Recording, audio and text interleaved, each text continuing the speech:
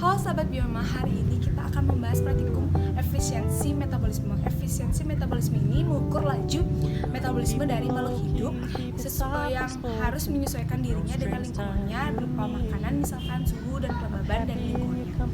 Nah, kali ini aku akan membahas mengenai cacing tanah. Kalian tahu kan cacing tanah itu biasanya hidupnya menggeliat di tanah karena dia merupakan golongan hewan invertebrata atau tidak memiliki tulang belakang. Nah, pada kali ini aku akan melakukan efisiensi metabolisme dari cacing tanah. Dapat dilihat video berikut ini mengenai langkah-langkah yang harus diambil untuk praktikum efisiensi metabolisme untuk cacing tanah. Sediakan timbangan untuk mengukur berat awal dari cacing tanah. Kedua, kita memerlukan penggaris untuk mengukur diameter dan tingginya. Yang ketiga itu ada pulpen untuk mencatat. Yang terakhir itu ada buku untuk menulis tinggi dan diameter. Ada 20 ekor cacing tanah, media tanah sawah, dan pasir. Nah, selanjutnya kita akan membahas mengenai gravimetri. Gravimetri itu merupakan teknik pengukuran untuk mengetahui laju metabolisme pada makhluk hidup terbilang lancar atau tidak. Nah, gravimetri ini kita ambil mengenai berat badannya, tinggi, dan diameternya. Kita akan mengetahui lingkungan mana yang cocok untuk makhluk hidup tersebut. Nah, pada cacing tanah, aku akan mengambil lingkungan yaitu tanah dari sawah, dan yang kedua itu dari pasir. Nah, bagaimana kelanjutan untuk praktikum selama 2 minggu ini? Apakah dia akan bertahan di tanah yang sawah atau di pasir? Awalnya 2 gelas plastik, kemudian siapkan masing-masing 10 ekor cacing tanah pada masing-masing gelas. Pada gelas A akan diukur seberat 0,028 kg, gelas B sebesar 0,021. Kemudian ukur tinggi dan diameter dari cacing tanah, diukur di atas kertas, tingginya dengan penggaris, diameternya juga dengan penggaris. Kemudian setelah mengukur tinggi dan diameternya, siapkan media berupa tanah sawah dan ditutup pada gelas A dengan plastik pula. Kemudian gelas plastik B akan diisi dengan pasir dan disimpan dalam box dengan tanah sawah.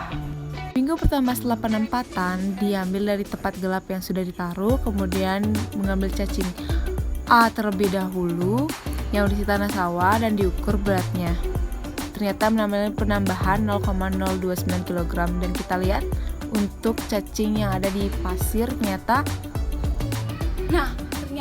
pada 1 minggu kemudian, pada lingkungan yang tanah sawah dan pasir, pada cacing yang tanah sawah itu mengalami peningkatan berat badan. Tetapi yang terkejutnya di pasir, cacingnya sudah menghilang semua. Nah, pada saat itu aku panik. Itu kenapa ya cacingnya bisa jadi kecil-kecil putih seperti itu? Ternyata itu belatung yang memakan jasadnya. Karena pada pasir itu cacing mengalami kematian. Mengapa bisa mengalami kematian ya, sahabat?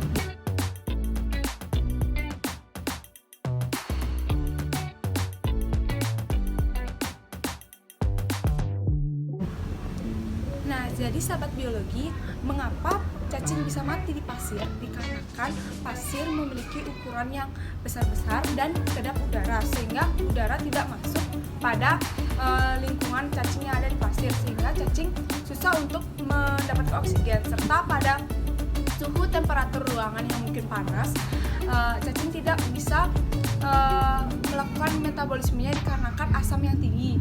Dengan asam yang tinggi itu tenggorok cacing menjadi membengkak, dan juga tidak adanya bakteri yang membantu pencernaannya di sana, sehingga cacing akan mati dan jasadnya akan dimakan oleh belatung-belatung kecil yang pada video yang tadi.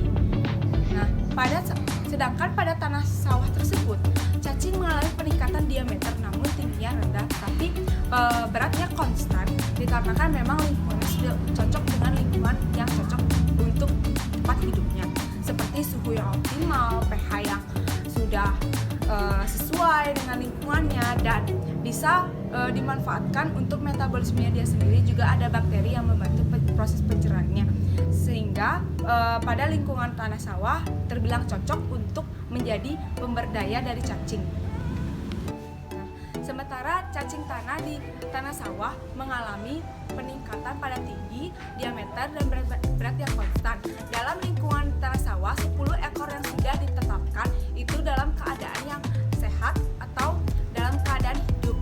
Hal ini menunjukkan bahwa kondisi tanah sawah itu lebih baik dibandingkan pasir. Pada tanah sawah yang gembur terdapat oksigen yang banyak yang masuk untuk metabolisme. Yang kedua itu pH yang optimal, suhu yang optimal, dan kemudian jumlah bakteri yang membantu pencernaan secara kimiawi pada cacing baik